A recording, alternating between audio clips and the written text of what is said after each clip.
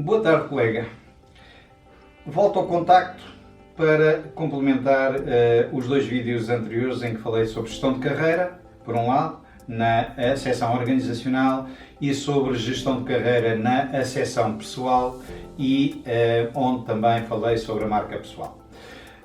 Um dos aspectos fundamentais, e que já falei nos vídeos anteriores, é o networking. Eu costumo definir networking como from the know-how to the know-who, ou seja, do conhecimento a conhecer quem sabe, a quem conhece.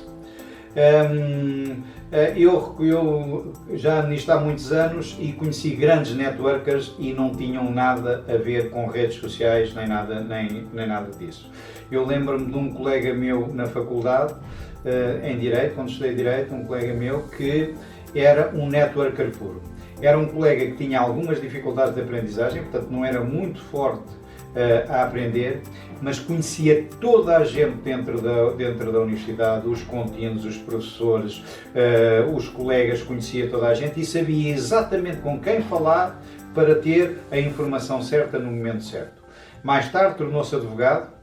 Garanto-vos que não é um advogado muito forte do ponto de vista técnico, mas é seguramente um advogado muito desenrascado e que sabe exatamente com quem é que sabe aliar, a quem é que há de recorrer para resolver o problema do seu cliente.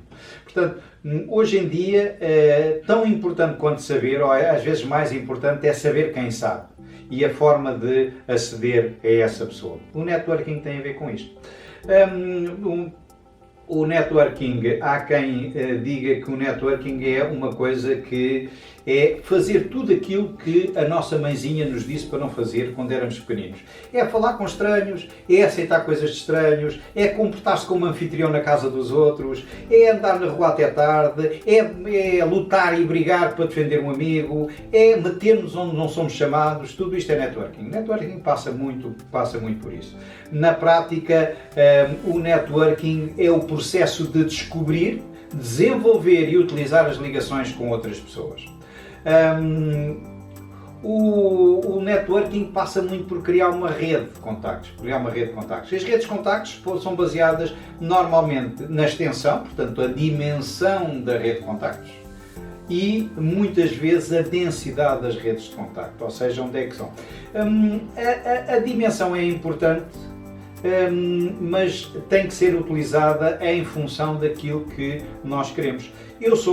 Na minha profissão, eu não me interessa muito ter uma rede de contactos de dentistas, por exemplo, mas interessa-me muito ter uma rede de contactos muito densa na área dos gestores de recursos humanos, ou dos CEOs, ou dos CFOs, e portanto, gerir uma rede é gerir um bocado este aspecto da extensão e da densidade. Tem que ser feita em função daquilo que é o seu objetivo e que é a sua situação concreta. No networking há sempre dois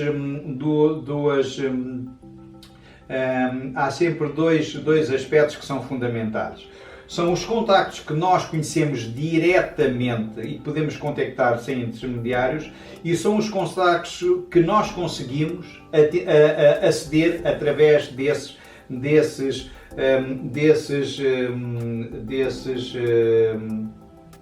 contactos.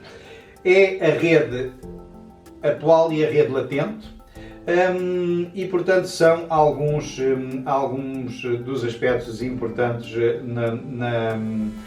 na gestão do nossa rede de networking. Vantagens do networking. Do ponto de vista individual, essencialmente a capacidade de influenciar a liderança, a capacidade de gerar oportunidades profissionais, que já falámos, o poder contribuir para a performance, o aceder a pessoas que nos podem dar ideias novas, criatividade, o termos a maior capacidade de sermos empreendedores. Quanto maior networking, maior capacidade nós temos de empreender. Do ponto de vista das organizações, as redes de networking, e as empresas têm investido muito nisto, tem muito a ver com a comunicação, o trabalho em equipa, a inovação, a integração, a rapidez da comunicação. Tudo isto são vantagens do networking. O networking normalmente tem dois tipos de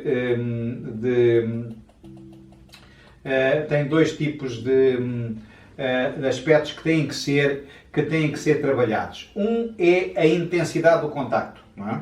É a intensidade do contacto. Portanto, eu posso ter pessoas que me contactaram uma única vez, ou que contactaram-me, ficaram latentes, ou que me contactam esporadicamente, ou periodicamente, ou habitualmente, ou frequentemente, ou permanentemente. Ou seja, há diferentes níveis na intensidade do contacto. Por outro lado, a força do contacto. Nós temos os laços fortes e os laços fracos.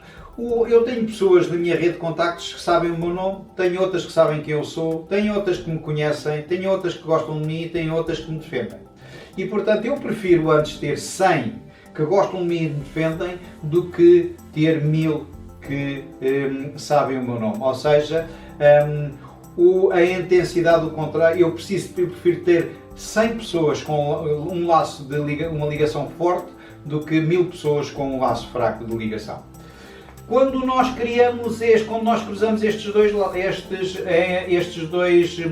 aspectos, a intensidade e a intensidade do contacto e a força da relação, permite-nos definir 4 grandes áreas e que são a melhor forma de nós gerirmos o nosso networking. Porquê?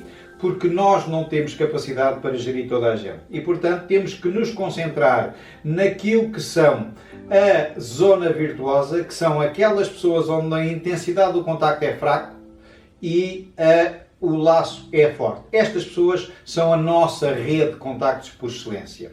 Mas podemos e devemos aumentar esta zona virtuosa juntando aqui as pessoas do quadrante de intensidade forte, mas de laço fraco. Ou seja, todas as pessoas com que eu tenho um laço fraco, eu posso e devo investir no reforço do laço com essa pessoa e dessa forma passá-los para a zona virtuosa.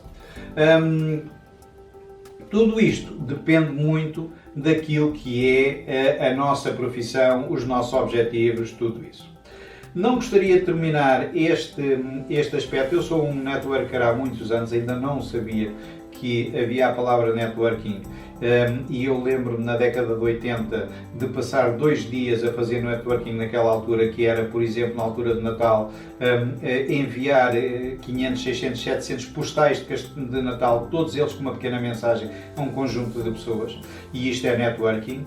Hoje não é possível, hoje a gente pode fazer isto em 5 minutos. Na altura eram 2, 3 dias, mas era um investimento no networking que eu na altura não sabia que se chamava networking. Não resisto a dizer-vos que, na minha opinião, o networking é fazer bem sem olhar a quem. É estarmos disponível para ajudar uns aos outros sem estar à espera que os outros nos venham imediatamente pagar. Eu ensino aos meus filhos exatamente a fazer isto e porque tenho a certeza que mais tarde ou mais cedo o retorno deste investimento que fizeram ajudar alguém virá, ou dessa pessoa ou de alguém, mas virá esse retorno. Eu acreditei e continuo a acreditar nisto e é por isso que continuo a investir no networking e a fazer exatamente isto, a ajudar quem possa ajudar sem estar à espera de nenhum prémio e isto para mim é que é o verdadeiro networking. Ficaria por aqui, até uma próxima oportunidade. Obrigado.